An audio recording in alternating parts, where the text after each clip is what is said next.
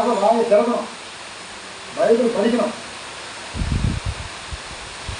மனுஷனுக்கு பார்ப்போம், ஆண்டது நேரம் படிங்க. ஒவ்வொரு அதாவது பிள்ளைங்க முடிக்கிறாங்க, ஏன் பெரிய பெரிய பெரிய வாய் நினைக்கணும். இன்னும் அந்த வேத ஒன்று மணி பேசுனா நம்ம சபை நடக்காதுங்க. அதனால எல்லாம் போயிட்டாங்க. இந்த வேதத்தின்படி போதிக்கிற மனுஷன் பாக்கியம். இந்த வேதத்தில் உள்ளதை அப்படியே சொன்னேன், ஓரளவு கூட வரமாட்டாங்க. ஆண்டவர் உங்களை பார்த்து கேட்குறாரு, பழைய ஜெபம் எங்க, பழைய வேத வாசிப்பீங்க என்ன எங்கே போச்சு? நீ படிக்கும்போதே நான் சொல்லிடுறேன், அந்த திரும்ப அழைக்கிறார், திரும்ப ஆண்டு நெருப்பாக எழும்ப வேண்டும். இந்த வருஷம் ஏன் ஒன்று படிக்கணும்னா பெரியவங்க படிக்கணும், எல்லாம் படிக்க படிங்க. கொஞ்சம் 27 சத்தம் எல்லாம் சேர்ந்துக்கிறீங்க. நீங்கள் அவராலே பெற்ற அபிஷேகம் உங்களில் நிலைத்திருக்கிறது, ஒருவரும் உங்களுக்கு போதிக்க வேண்டியதில்லை.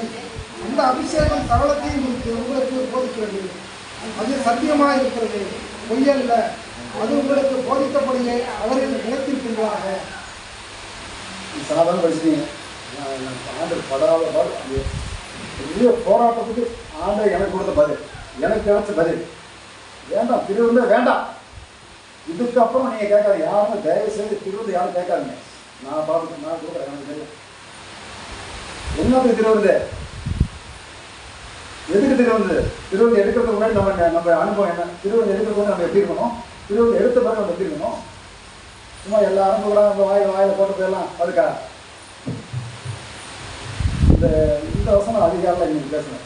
அது திருவிழுக்கு எனக்கு ஒரு சகல திருவிழு கொடுத்ததுக்கு என்னை கூப்பிட்றாங்க, பின்னாடி வந்து என்னை கூப்பிட்றாங்க. நான் பாவி பாவின்னு ஒழுங்கக்கூடாது, பாவி பாவின்னு போயிடாத, நீ தான் எனக்கு வேணும்பா. பாவி, நான் துரோகம் பண்ணிட்டேன், உண்மை இல்லை, என்னுடைய ரகசிய பாவத்தை ஆண்டு வெளிப்படுத்திட்டா, இன்னும் இது வந்து எடுக்கிறது கைக்கு வாங்க விருப்பம் இல்லை, அதனால சபைக்கு வரல, அப்படிலாம் வராமல் இருந்துடாத, பாவி பாவின்னு ஒதுக்கிறாத, நீ தான் எனக்கு வேணும். நான் உன்னை விட்டு விலகுவதில்லை, பாருங்க, உன்னை விட்டு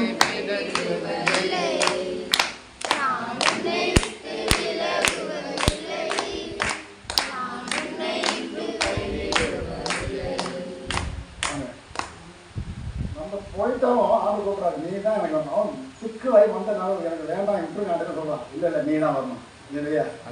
நீ தான், உன்னை கொண்டு தான் பேசுவேன். இந்த வசனம் இது எல்லாம் பேச நேரம் இல்லை, இது எல்லாம் பேச நேரம் இல்லை. அது ஒன்றுமே சொல்கிறேன். இந்த காட்சி எனக்கு அவ்வளோ சந்தோஷம். காலையில் எத்தனை பேர் உட்காந்துருக்காங்க.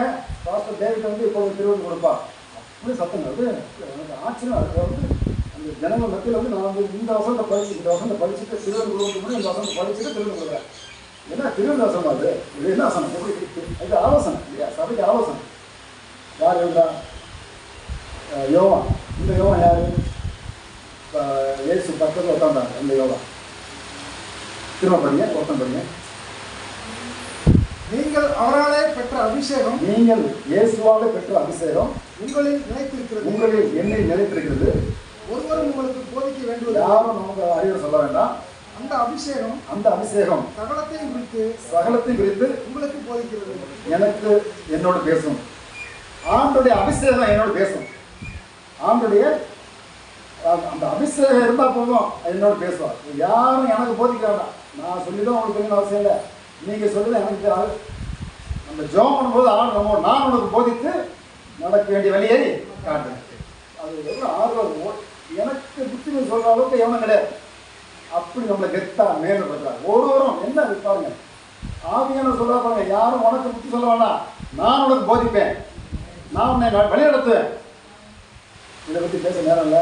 இந்த வசனத்தை அவ்வளோ போட்டு இன்னைக்கு காலையில் கண்ட தரிசனம். இன்னைக்கு இந்த வசனத்தை படிச்சுட்டு திருவள்ளூர் கொடுக்க போகிறேன் முடிச்சுக்கிட்டேன். அப்போ வேண்டாம், இன்னும் எங்கள் ஜனங்க தகுதி அடையிட்டோம், இன்னும் நாங்கள் தகுதி அடைவோம் அப்படின்னு நான் தாழ்த்தும் போது, இல்லை விலகி மகளே விலகி போகாத, நீ எவ்வளோ பாவம் செஞ்சாலும், நீ என்னதான் நீ உண்மை இல்லாமல் இருந்துட்டாலும் உனக்காக தான் இந்த பூமிக்கு இறங்கி வந்தேன். இப்படி பாவனை மன்னிக்கதான் உனக்காக தான் நான் வந்தேன். அது ஏன் நீ என்ன வேணாம்னு சொல்லிட்டு போற?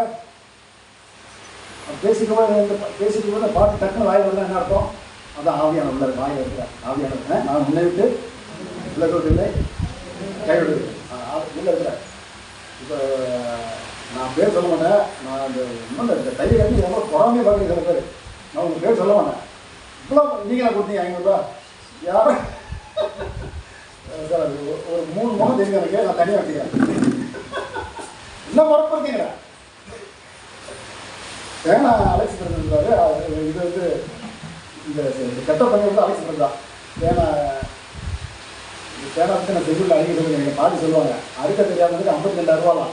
இந்த பாட்டி ஏன் இது சொன்னேன் அப்படியே மாற்றம். அப்புறம் அதனால கெட்ட காரியம் பேசும்போது நம்ம பிள்ளைங்க இல்லாமல் தனியாக பேசணும். உங்களுக்கு சண்டை வச்சுங்களா தனியாக தான் பேசணும். நம்ம சமாதானம் ஆயிடுவோம். நம்ம பேசணும் சில கசப்பான வார்த்தை பிள்ளைங்க நமக்கு பழந்துடும். அந்த நாட்டில் அப்படி தான் தூங்கிட்டு இருப்போம். இந்த கிழமை கட்டெல்லாம் இப்போ காலையில் தூக்கம் வராது. கிழமை கட்ட உட்காந்துட்டு எப்படியோ நடந்து பேசிட்டு இருக்கோம். அது வந்து அந்த இப்படி போச்சு அப்படி போச்சு. இது திணிச்சு மனசில் என்ன சொல்லுங்க மனுஷன் கிழமை கட்ட அது போய் சேர்ந்துருச்சு. நல்ல வேலை இருக்கும். அடுத்த பிறகு வந்து 52,000 ஏன் எனக்கு பாடி சொன்னிச்சு. அது எவ்வளோக்கோ சொன்னிச்சு. அதை நான் எடுத்துக்கிட்டேன். எனக்கு பேனா எடுக்க நல்லா வராது. இப்போ கொஞ்சம் வருது அழகாக. அப்போ நான் எனக்கு ஏன் பாட்டி சொல்லிட்டேன் பாட்டி அப்போ எனக்கு பேனா விதவிதமாக நான் வாங்கி வச்சுருந்தேன். வீட்டில் விதவிதமாக வாங்கி வச்சுருந்தேன். அது வெளியே பாட்டி இப்போ பரவாயில்ல திட்டம். அதை நான் ஒரு நாள் தான் சொன்னேன். ஏன்னா எத்தனை திரும்ப சொல்லிவிட்டேன். சரி